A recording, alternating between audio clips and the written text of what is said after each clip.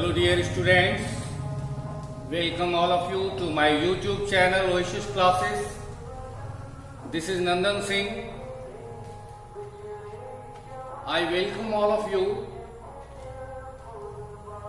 in my one of the most important lectures which you have still studied.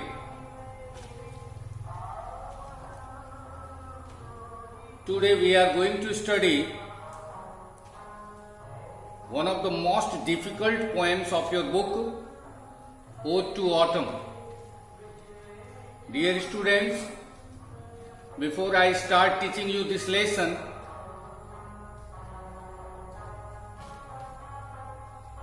I would like to tell you something about the poem. The poem has been divided into three sections, three stanzas, and all the stanzas are very important to understand. We shall discuss its question answer, either it is objective or short type, and its summary in the next class. Today all of you have to understand the poem properly. What you have to do, you have to watch the video properly, you have to listen to me properly so that you can understand the whole chapter. And if you do not understand the whole chapter, it will be very difficult for you to understand the question, answer, summary, objective, etc. So I hope that you will do whatever is being instructed. आज की class शुरू करने से पहले आप सभी लोगों को बिलेटेड शुभकामनाएं जन्माष्टमी की। और आज हम लोग स्वतंत्रता दिवस मना रहे हैं। मुझे पूरा भरोसा है कि आप भी पूरे जश्न के साथ 2020 की सारी निराशाओं, हताशाओं को पीछे छोड़ते हुए अपने स्वतंत्रता दिवस को मना रहे होंगे। और स्वतंत्रता दिवस को मनाने का मतलब है मानसिक रूप से एक जकड़न से, एक गुलामी से स्वतंत्र होना, क्योंकि पॉलिटिकल स्लेवरी अब है नहीं। हमारे महान पूर्वजों ने हमें मुक्त करा दिया है राजनीतिक गुलामी से।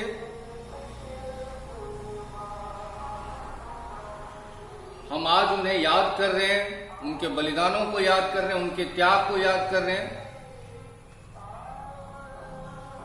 तो चलिए हम सारे लोग मिलकर के एक शपथ लें। हम जिस क्षेत्र में हैं कुछ ऐसा करें उस क्षेत्र में रहते हुए कि जो कि हमारे कर्मों का हिस्सा हमारे देश के विकास में सहायक हो। मैं शिक्षक हूं, आप छात्र हो, तो सबके सबके अपने अपने कर्तव्य हैं और हमें अपने कर्तव्यों का निर्वहन बहुत ईमानदारी से करना है। हम लोगों के साथ दिक्कत यह है कि हमें अपना अधिकार मालूम रहता है, लेकिन हमारे अधिकार के साथ साथ हमारा कर्तव्य है, हम उसे भुला देते हैं। हमें देश से ये चाहिए, हमें मालूम है, हमसे देश को क्या चाहिए हमें ये पता नहीं। तो हमसे हमारे देश को क्या चाहिए ये अगर पता हो तो देश हमें सदियों तक याद रखता है। भगत सिंह को देश से क्या मिलना है इससे कोई लेना देना नहीं था। सुभाष चंद्र बोस को देश से क्या लेना देना है, क्या मिलना है, नहीं लेना देना था। वीर कुंवर सिंह की बूढ़ी हड्डियों को देश के मरहम की जरूरत नहीं थी। इन महान पुरुषों को मालूम था कि मुझसे देश की क्या अपेक्षाएं हैं। तो किसी ने अपने युवावस्था को त्याग दिया। भगत सिंह ने अपने युवापन की मस्तियों को त्यागा। तो वीर कुंवर सिंह जो 80 साल के थे उन्होंने बुजुर्गियत के को मात देते हुए कई युवाओं को ये सबक दी, मन चंगा तो कटौती में गंगा। आदमी उम्र से बूढ़ा नहीं, दिमाग से बूढ़ा होता है। और आप लोग 16-17 साल 18 साल के यंग लोग हो, इन महान लोगों से सबक सीखो। कोई जरूरी नहीं है कि आप बॉर्डर पर ही चले जाओगे तभी आप देश की सेवा कर पाओगे। आप जहां हो, जैसे हो, खाली प्रतिदिन ऐसा सोचो कि मैंने आज जितना काम किया उसमें से कौन सा काम हमारे देश के विकास में, हमारे देश की तरक्की में सहायक होगी।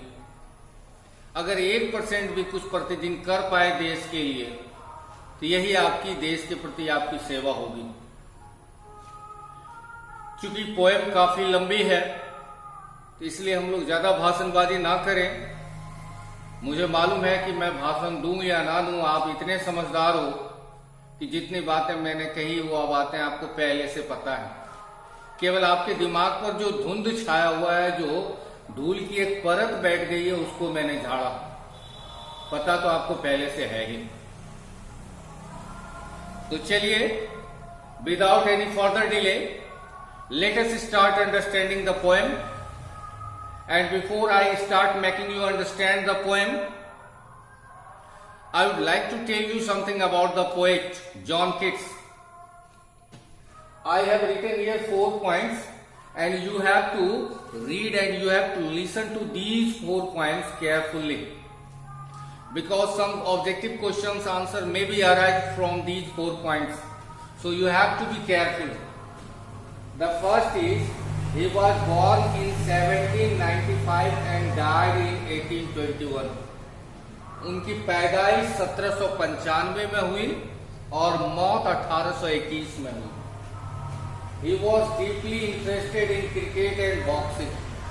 उन्हें क्रिकेट और बॉक्सिंग में बहुत ज्यादा रुचि थी।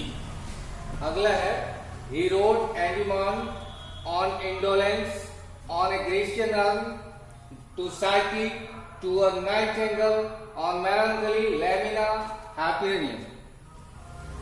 These are the compositions which have been written by John Keats. And the last is, he died at the age of 26 years due to tuberculosis. In the first poem, you see his life span. He was born in 1795 and died in 1821. His life span was of only 21 years. 21 साल के ही थे जब वो दुनिया से चले गए। कहा जाता है, उम्र छोटी नहीं होनी, छोटी बड़ी से कोई मतलब नहीं होती, उसकी यादें लंबी होनी चाहिए। कई लोग 100 साल जी करके भी समाज में जाने के बाद गाली ही सुनते हैं, और कई छोटी छोटी उम्र वाले लोग जो दुनिया से चले जाते हैं, सदियों तक याद किए जाते हैं। चाहे अभी जॉन कीट्स के बारे में आप पढ़ रहे हो,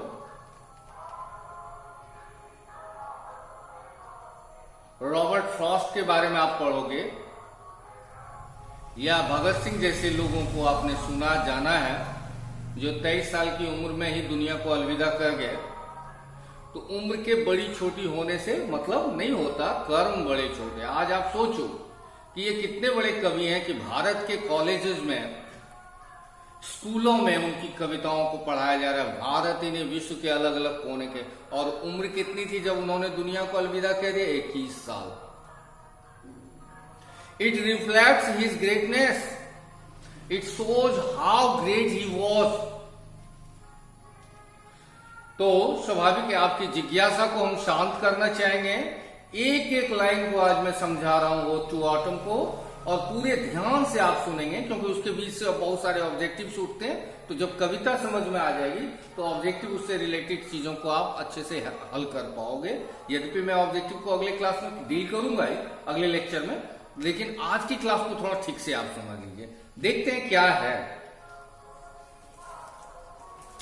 season of mist and mellow fruitfulness, close bosom friends of the maturing sun.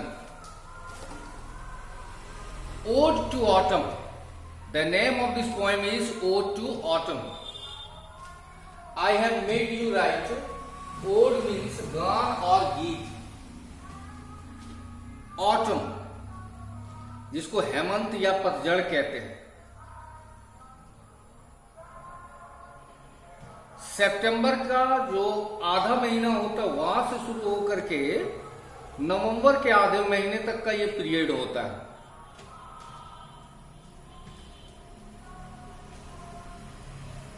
और ये अपने देश की तो कविता है नहीं, रामधारी सिंह दिनकर ने लिखा नहीं है, सुमित्रा नंदन पंत ने लिखा नहीं है, ये जॉन किट्स ने लिखा है। स्वाभाविक रूप से उन्होंने अपने देश की जो ज्योग्राफिकल स्ट्रक्चर है, तो वहां की जो जलवायु है उसको ध्यान में रखते हुए लिखा है।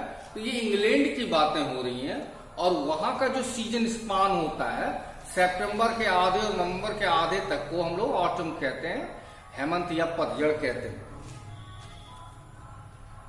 इसमें ओड मतलब होता प्रशंसा के गीत, किसी के प्रशंसा में जो गाना गाया जाता है उसी को हम लोग ओड कहते हैं।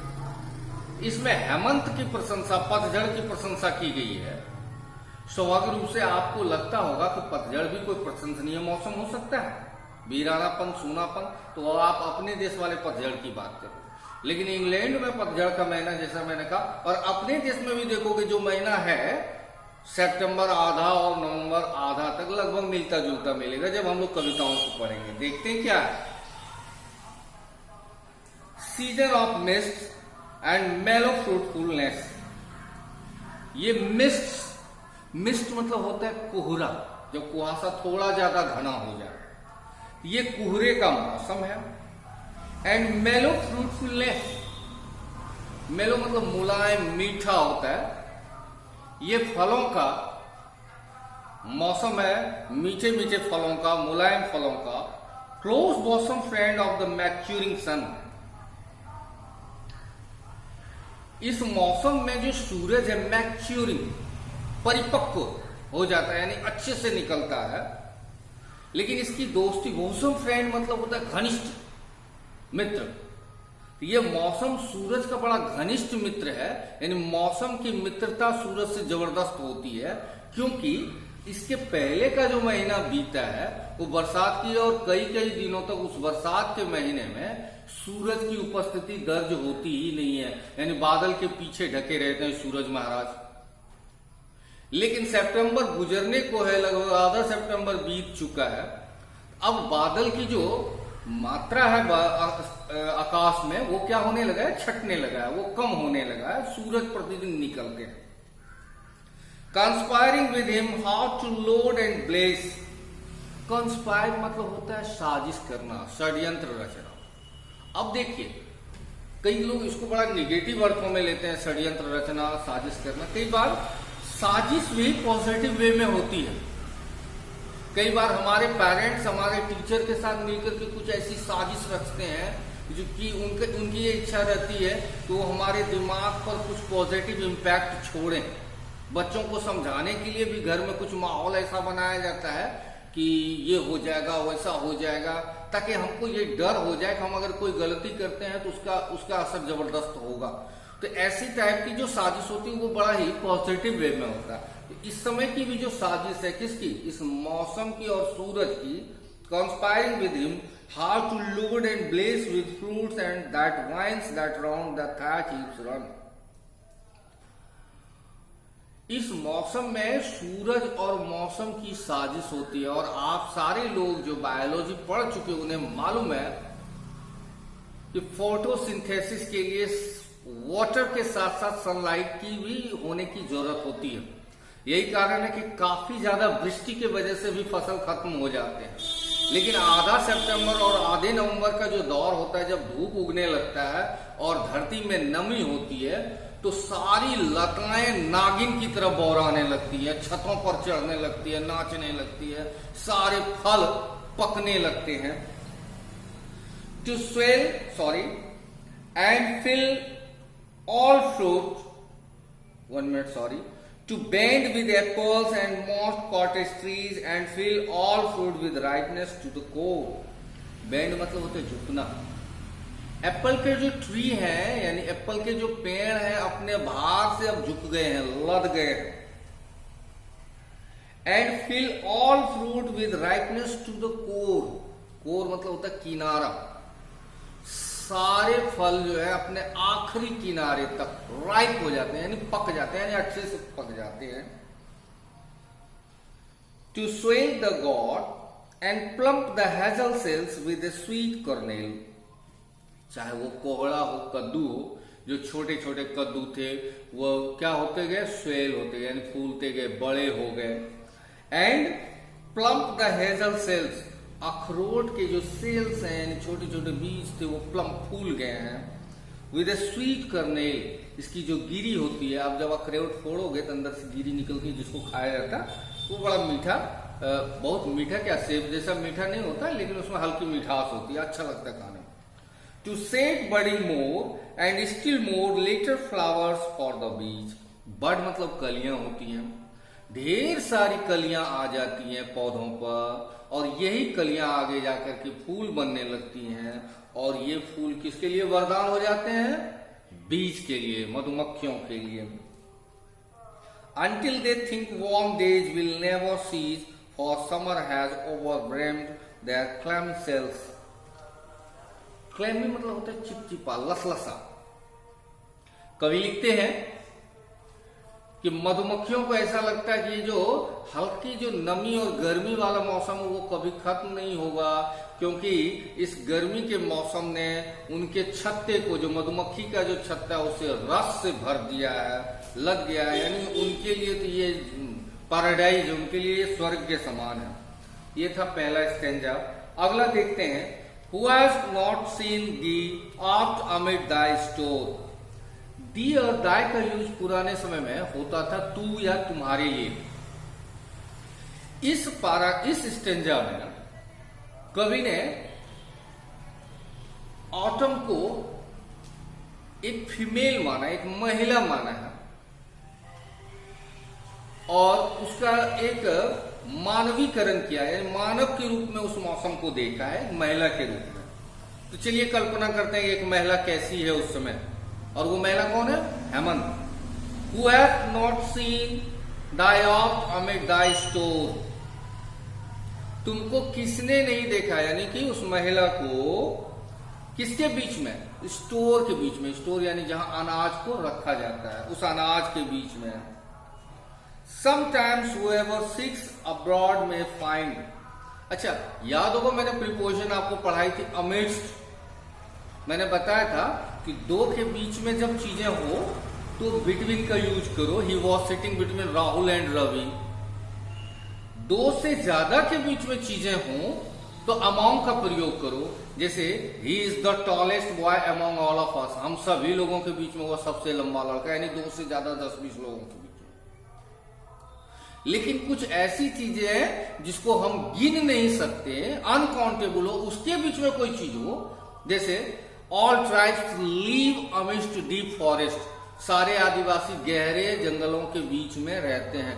तो जिसको हम गिन नहीं सकते उसके बीच में, तो अनाज को हम गिन नहीं सकते, उसके बीच में ये महिला बैठी हुई है, जैसे सर झुका हुआ है। Sometimes whoever seeks abroad may find the sitting careless on a granary floor। कभी कभी अब्रॉड मतलब तो विदेश होता है, लेकिन यहाँ विदेश से इसका कोई लेना देना नहीं है। कवि का कहना है कि जो कभी कोई इधर से निकल करके, जिनकी निगाहें थोड़ा हट करके कहीं और दूर की ओर उनकी निगाह पड़ जाएगी, तो वो क्या देखेंगे, ये मौसम ग्रेनरी यानी कि अनाज का जो गोदाम है उसके सतह पर लेटा हुआ, बैठा हुआ है। Thy hair soft lifted by the winnowing wind। Thy hair soft, तुम्हारे मुलायम बाल, लिफ्ट मतलब क्या, उड़ते रहते हैं, उठते रहते हैं। बाय द विनोइंग विंड, उस समय की जो हवा होती है ना, ऐसी लगती है जैसे आपके कान में किसी ने फुसफुसाया, बुदबुदाया, बड़ी मध्यम मध्यम हवा। ना तो उस समय की हवा आपको ग्रीष्म ऋतु की हवा की तरह डराती है, कपाती है, ना ही शांत और खामोश, बड़ी मंद मंद हवा उस मौसम में चलती रहती है, बड़ी मीठी हवा लगती है। और on a half reaped furrow sound asleep. Furrow कहते हैं जो खेत में आपने देखा होगा क्यारी हम लोग बनाते हैं, क्यारी तो समझते हैं, कतार कतार टाइप का बनाते हैं, उसको फरो कहते हैं। तो ऐसी क्यारियां जो हाफ रिप्ड है, जो अभी अच्छी तरह से, रिप मतलब होता है कटा हुआ, जो अच्छी तरह से कटी नहीं हो, वहां ऐसा लगता है ये हल्के से नींद के साथ एकदम सोई हुई हो। कौन? हेमंत। और उसको महिला क्या रूप दिया गया? Drowsed with the fume of poppies. Drowsed मतलब होता है आधी नींद में होना, जैसे झपकी लेना जिसको कहते हैं, वह with the fume of poppies. Poppy को हम लोग हिंदी में अफीम कहते हैं। अफीम के फूलों को आपने देखा होगा, श्वेत होता है, हिम की तरह, बर्फ की तरह श्वेत होता है। यानी उसका अगर वो गुच्छे में एक जगह हो तो उसका नजारा ही हमें मदहोश करने के लिए काफी होता है। यद्यपि अफीम खुद ही नशीला होता है, उसका पान कर लेने से, उसको ग्रहण कर लेने से ही लोग नशे में चूर हो जाते हैं, लेकिन वो दिखने में भी इतना सुंदर होता है कि वो आपको मदहोश करने के लिए काफी होता है। घंटी की तरह उसके ये क्या तो फूल होते हैं, और जब मंद मंद हवा में वो झूमता है तो ऐसा लगता है कोई महिला अपने सिर को उठा रही है और झुका रही है। तो इस मौसम को कवि ने कहा कि तुम पॉपी के मदहोश, पॉपी के नशे से खुद मदहोश हो चुके, उसके गंध से। While thy hook spares the next swap and all its twined flowers. Twined, जैसा मैंने कहा, इसके दोहरे फूल होते हैं अफीम के।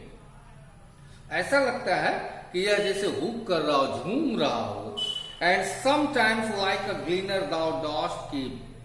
ग्लीनर का मैंने हिंदी लिखा है, जो अनाज को चुनने वाले लोग होते हैं, खेत खलियान में जो अनाज को जमा करने वाले लोग होते हैं। ऐसा लगता है जैसे झुक करके वो क्या कर रही हो, अनाज को क्या कर रही हो, चुन रही हो। Steady by laden head across a brook और by a cider press with patient look thou watch the last oozing hours by hours. Steady by laden head, तुम्हारा जो सिर है वो लेडन है, यानी लदा हुआ है, क्योंकि फसलों का भंडार रहता है उस समय। Thou study the laden head across a brook और by a cider press with patient look. तुम ऐसा देख रहे हो एकदम पेशेंट के साथ, बहुत धैर्य के साथ तुम दिख रही हो। Thou watch the last oozing hours by hours. तुम इस दृश्य को, एक्चुअली साइडर प्रेस कहते हैं एक मशीन को जिससे कि सेब या संतरे को क्या किया जाता है, निचोड़ा जाता है। ऐसा लग रहा है जैसे कि तुम उस मशीन के पास बैठ करके उसके एक एक बूंदों को चूते हुए देख रहे हो, उसको छनते हुए देख रहे हो। यह तो हुआ किसके बारे में? सेकंड स्टेंजा था किसके बारे में? उस मौसम को महिला के रूप में देखने का। आखिरी स्टेंजा देखते हैं है क्या? Where are the songs of spring ay where are they. कवि ने चुनौती दिया है विश्व के सारे रचनाकारों को, कवियों और कहानीकारों को, क्योंकि आपको हमको सबको पता है कि विश्व साहित्य में ही, सारे साहित्य में बसंत को मौसम का राजा माना जाता है। तो यहां कवि ने कहा कि अब आप साबित करो, मैंने साबित कर दिया है। I have proved that my autumn is the best season. You have to prove that your spring is better than my autumn. And how will you prove that? तो एक तरह से चुनौती दे रहे हैं अन्य कवियों को, अन्य रचनाकारों को। Where are the songs of spring? Where are they? जो गीत है किसके? बसंत के। स्प्रिंग मतलब बसंत होता है। वो कहाँ हैं? वो कैसे हैं? वो कहाँ गायब हो गए हैं? Think not of them. Thou hast thy music too. कभी कहते हैं ऐसा नहीं है कि मैं कहता हूं बसंत बहुत गंदा है, बहुत बुरा है। उसकी भी अपनी एक म्यूजिक है, उसका भी अपना एक संगीत है, उसकी भी खूबसूरती है।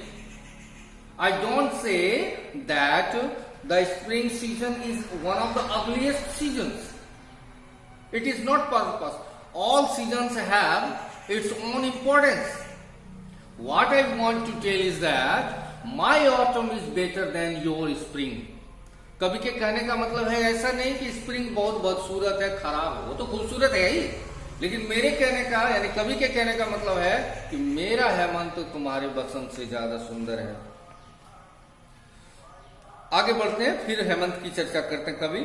While bad clouds bloom the soft dying day and touch the stubble plants with rosy hue. टुकड़े टुकड़े में ये बादल खरगोश की तरह आकाश में नाचते रहते हैं, घूमते रहते हैं। जब वो दिन खत्म होने को होता है, सॉफ्ट डाइंग डे यानी सूरज डूब रहा है, तो उसके किनारे से जो रश्मियां निकलती हैं सूरज की, ऐसा लगता है जैसे गुलाब खिल रहा हो, उसकी कलियां खिल रही हो। Then in a wailful choir the small gnats mourn among the river shallows. choir मतलब होता है कोरस, यानी एक सुर में।